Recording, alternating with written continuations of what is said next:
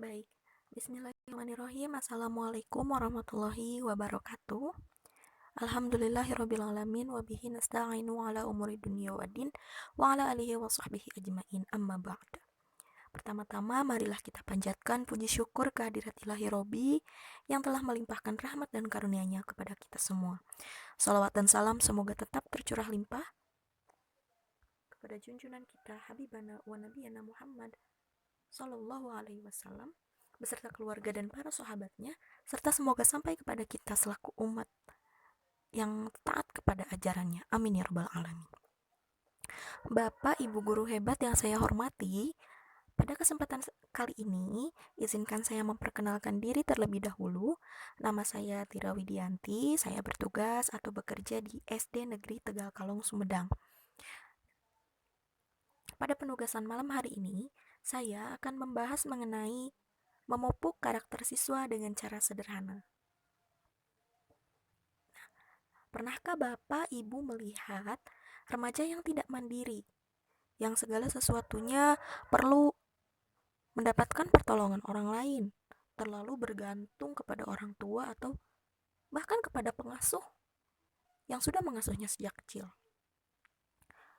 Mungkin Bapak dan Ibu juga pernah melihat siswa yang sulit bersosialisasi, kemudian intoleran, maunya menang sendiri, egosentris. Ciri-cirinya biasanya terlihat di dalam kelas, tidak mau bekerja kelompok, tidak peduli pada orang lain, hanya fokus kepada apa yang dia inginkan, apa yang menjadi keinginannya pada saat itu. Kemudian sering juga kita temui siswa yang pesimis dan tidak percaya diri di kelas. Belum apa-apa siswa ini sudah bilang, "Bu, saya tidak bisa." Bahkan bisa jadi dengan menangis. Kalau di kelas rendah mungkin menangis di hari pertama, kedua sekolah masih wajar. Tetapi ketika sudah berada di kelas tinggi, ada rasa pesimis seperti itu tentu harus kita atasi segera. Dia juga tidak yakin dengan kemampuannya, belum mencoba, dia sudah bilang ini sulit. Saya tidak bisa, padahal dia belum mencobanya sama sekali. Nah, ini adalah masalah dan merupakan PR besar bagi kita selaku pendidik. Dan tentu saja bukan hanya tanggung jawab kita, karena juga merupakan tanggung jawab orang tua yang merupakan sekolah pertama bagi anak atau madrasah pertama bagi anak-anak di rumah, di mana pusat pendidikan ini sangat berpengaruh kepada terbentuknya karakter siswa, mana salah satunya adalah sekolah dan kita yang ada di dalamnya itu berperan sangat besar. Nah, mengapa karakter perlu ditumbuhkan dan dipupuk? Saya keluar dulu. Nah, ini merupakan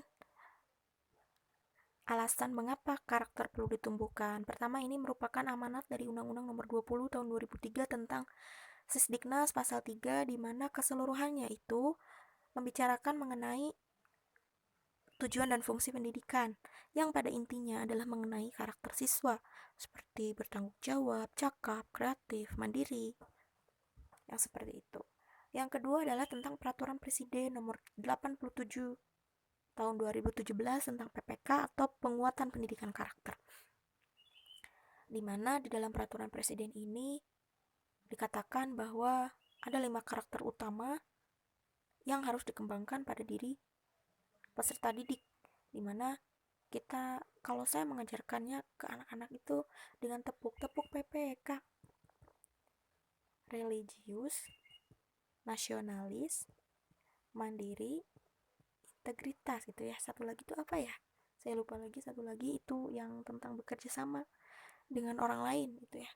Yang nilai-nilai PPK. Nah, pengembangan di dalam pembelajarannya itu tertuang di dalam Permendikbud nomor 20 tahun 2018 tentang PPK pada satuan pendidikan formal. Ini seperti juknisnya gitu ya. Lebih sempit lagi nanti ada pengembangan PPK di yang berbasis kelas, di mana guru harus membedah si kompetensi dasar untuk kemudian dicocokkan dengan karakter mana yang bisa dikembangkan di dalam pembelajaran tersebut. seperti itu. Nah, ini merupakan kewajiban, merupakan amanat dari peraturan atau regulasi yang ada. Selain memang ya itu inti dari mendidik adalah karakter gitu ya. Selain itu. Nah, lalu bagaimana caranya? Caranya adalah yang pertama adalah dengan membangun komunikasi efektif dengan orang tua siswa, di mana tanggung jawab dari permasalahan-permasalahan yang tadi kita temukan itu bukan hanya merupakan tanggung jawab di sekolah, karena sekolah bukan mesin cuci yang kemudian masukkan baju kotor keluar bersih gitu ya. Tapi sekolah itu tempat pendidikan formal. Ada pusat pendidikan, yaitu dari keluarga pertama, itu keluarga dari sebagai pusat pendidikan pertama bagi siswa. Yang kedua, sekolah. Yang ketiga, masyarakat. Ketika ada kepincangan dari pusat pendidikan ini, tentu proses pendidikan tidak berlangsung secara optimal. Jadi bukan cuma PR guru, bukan cuma PR orang tua, tetapi PR bersama. Bagaimana memupuk atau menerapkan karakter kepada siswa. Nah, komunikasi dilakukan untuk menjalin komitmen dengan orang tua, di mana bagian guru adalah yang di sekolah, bagian orang tua adalah yang di rumah. Dan hal-hal yang diperhatikan itu adalah seperti kebiasaan siswa, bagaimana di rumah, bagaimana di sekolah, dicocokkan seperti itu. Dan pengembangan karakternya pun dicocokkan dengan kebiasaan siswa tersebut. Jangan sampai ada gap antara hal yang diajarkan di rumah dengan hal yang diajarkan di sekolah, sehingga siswa bingung dengan nilai kebenaran dari hal tersebut. Kok di rumah boleh, tapi di sekolah kok tidak boleh? Gitu. Jangan sampai ada hal seperti itu.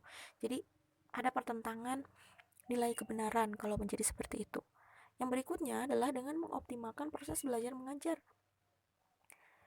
Jangan sampai proses belajar mengajar itu hanya uh, ritual menyampaikan ilmu secara kognitif. Jadi tidak ada dampak pengiringnya. Anak hanya hafal saja, tidak ada hal-hal yang lain yang anak pelajari. Tapi saya yakin tidak mungkin seperti itu. Semua guru pasti sudah menyadari mengenai betapa pentingnya memupuk karakter siswa dalam proses pembelajaran ini. Nah, yang perlu dioptimalkan adalah jangan sampai PPK itu hanya sebagai sisipan, tetapi juga harus dijadikan menu utama, di mana tidak hanya dalam pembelajaran PPKN atau pembelajaran agama saja, tapi dalam semua mata pelajaran. Gitu. Misalnya, ini yang di dalam gambar adalah proses belajar mengajar dengan kan tematik kalau SD, dengan menggabungkan beberapa mata pelajaran. Di antaranya adalah SBDP tentang keterampilan atau teknik melipat. Nah, dikenalkannya dengan melipat baju dan tentang hak dan kewajiban anak di rumah. Ini diintegrasikan sedemikian rupa sehingga anak bisa memahami apa itu teknik lipat, juga bisa mengetahui membantu orang tua merupakan salah satu kewajiban anak di rumah, seperti itu. Yang berikutnya adalah, dan yang merupakan kunci dari keseluruhan ini selain keteladanan, adalah konsisten.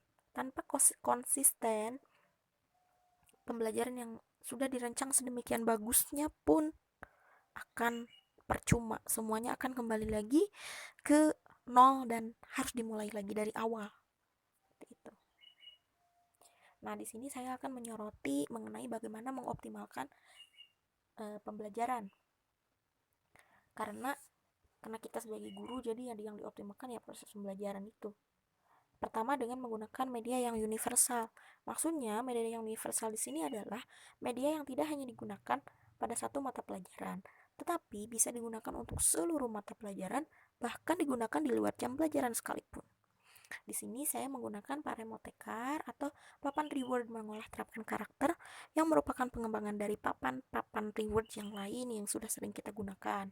Di sini saya mengembangkannya dengan berdasarkan 5 nilai karakter utama dari PPK tadi.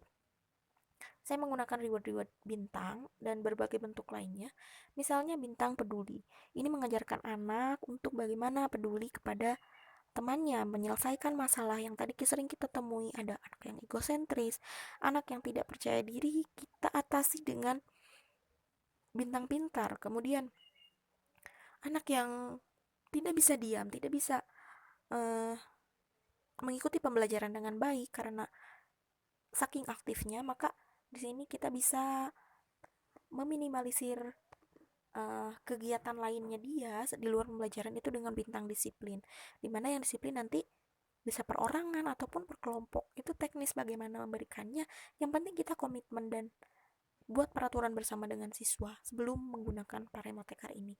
Kapan mereka diberikan, kapan mereka diambil rewardnya. Ya, kalau saya menggunakan teknik mengambil reward saat anak-anak melakukan pelanggaran. Misal, sudah 3 kali diingatkan untuk tidak melakukan aktivitas yang lain ketika sedang belajar atau tidak mengganggu teman yang lain. Ketika sudah 3 kali, maka teman-temannya ini akan mengingatkan kepada saya, si siswa yang lain, Bu, si itu sudah 3 kali seperti ini, tolong diambil rewardnya. Kemudian dikonfirmasi terlebih dahulu kepada teman-teman yang lainnya apakah benar seperti itu. Jika benar memang, ya dijalankan sesuai peraturan yang sudah dibuat bersama. Jika memang tidak, nanti ditanya kenapa bisa melaporkan hal yang memang tidak terjadi, dan nanti di sana ada proses pendidikan ketika menggunakan media ini. Yang berikutnya adalah menggunakan metode atau model pembelajaran yang bermuatan karakter. Model atau metode pembelajaran dipertimbangkan memang untuk mencapai tujuan pembelajaran.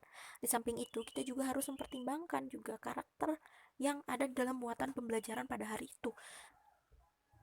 Misalnya, di sini saya menggunakan, ini kan media puzzle ya yang saya gunakan, dimana saya menggunakan beberapa pertanyaan di dalam media puzzle tersebut yang harus dijawab oleh masing-masing kelompok. Nah, setiap kelompok tuh mendapat puzzle yang berbeda-beda. Mereka harus bisa menceritakan, mereka harus bisa menggambarkan mengenai isi dari puzzle tersebut kepada kelompok lain. Dan mereka dan 2 orang lainnya harus mencari informasi mengenai isi puzzle yang lain dengan cara bertamu ke kelompok lain. Di sini berarti yang digunakan adalah metode to stray. Selain mendapatkan ilmu mengenai puzzle ini, dalamnya isinya tentang perkembangbiakan hewan, mereka juga mendapatkan pembelajaran mengenai adab bertamu dan menerima tamu, seperti itu. Yang berikutnya adalah dengan menggunakan jurnal kegiatan atau buku penghubung dengan orang tua. Nah, ini adalah salah satu strategi untuk meminimalisir adanya kekurangan waktu dalam berkomunikasi dengan orang tua. Sebab tidak setiap saat guru bisa berkomunikasi dengan orang tua. Jadi untuk mensiasatinya, kita bisa menggunakan jurnal kegiatan atau buku penghubung ini. Nah, di dalam masa pandemi ini, si jurnal penghubung atau buku kegiatannya ini saya ubah menjadi jurnal kebaikanku, di mana isinya disesuaikan dengan kegiatan-kegiatan siswa di rumah yang merupakan pembiasaan-pembiasaan yang agak sedikit bergeser, ada perubahan sedikit dari pembiasaan yang sehari-harinya, dimana ditambah beberapa kegiatan yang disesuaikan dengan program-program yang dibuat khusus untuk kegiatan belajar di rumah semasa pandemi ini. Nah, kegiatan ini disetorkan setiap 1 minggu sekali, dimana bisa juga digunakan sebagai bahan penilaian untuk keterampilan sikap. Di samping memang kita sudah punya jurnal catatan perilaku siswa memang saat di kelas, tapi ini bisa dijadikan sebagai penunjang seperti itu. Nah, bukan tanpa tantangan kegiatan ini, dimana yang pertama adalah waktu guru yang terbatas, dimana guru hanya memiliki waktu dengan siswa itu ya terbatas, dari time jam 7 pagi sampai siswa itu pulang. Selepas itu ya tidak bisa guru mengembangkan karakter di luar itu. Maka diserahkanlah kepada orang tua melalui komunikasi tadi. Namun diserahkan kepada orang tua pun bukan tanpa tantangan juga, karena orang tua juga di rumah pasti memiliki kesibukan sehingga tidak bisa optimal dilaksanakan jika memang tidak diniatkan, tidak disempatkan waktunya, seperti itu. Dan dari keseluruhannya, meskipun sudah menyempatkan, guru sudah menjalin komunikasi dengan baik, tetapi saat inkonsistensi muncul, tadi saya bilang kembali lagi kepada nol, balik lagi ke nol, dimana uh, penanaman karakter ini harus dilakukan secara terus berulang, tidak bisa satu kali atau hanya berlangsung 1 minggu saja, tidak bisa. Bahkan untuk menerapkan satu karakter saja, itu saya pernah membaca dari salah satu buku, misalnya untuk menerapkan pembiasaan pembatasan gadget misalnya, itu dilakukan berulang dengan sounding juga, itu start 6 bulan sampai 2 tahun itu dilakukan hanya untuk menerapkan atau uh, membiasakan satu kebiasaan kepada anak. Jadi jika tidak konsisten maka terus kembali ke nol lagi, kembali ke nol. Sudah berjalan misalnya 1 bulan tidak dilanjutkan, maka kembali lagi ke nol lagi saat itu dimulai kembali misalnya bulan berikutnya. Seperti itu. Jadi sangat perlu konsistensi dari kedua belah pihak, baik guru maupun orang tua. Di samping memang kalau di masyarakat kita tidak bisa mengkondisikan uh, masyarakat seperti apa, tetapi bisa dikomunikasikan oleh orang tua ke lingkungan masyarakat di sekitar rumahnya. Mungkin seperti itu. Nah, dari seluruh paparan materi tadi, ada satu hal yang bisa kita renungi, bahwa kita tidak bisa mengajari orang apapun, kita hanya bisa membantu mereka menemukannya di dalam diri mereka sendiri. Ini menurut Galileo Galilei. Pun dengan anak-anak didik kita, kita tidak bisa memberikannya sesuatu hal, kita hanya membantu mereka menemukan potensi mereka, karena fitrahnya mereka memang sudah memiliki karakter-karakter tersebut, hanya bagaimana kita menggalinya, bagaimana kita berkolaborasi dengan orang tua untuk memunculkan fitrahnya tersebut. Nah, itu saja yang bisa saya sampaikan. Terima kasih atas perhatiannya. Mohon maaf apabila ada kekurangan. Mangga barangkali ada saran atau ada pertanyaan bisa dikemukakan dalam sesi diskusi selanjutnya. Billahi taufiq wal hidayah. Wassalamualaikum warahmatullahi wabarakatuh. Mangga saya kembalikan kepada Bapak Egi selaku moderator yang akan memimpin jalannya diskusi.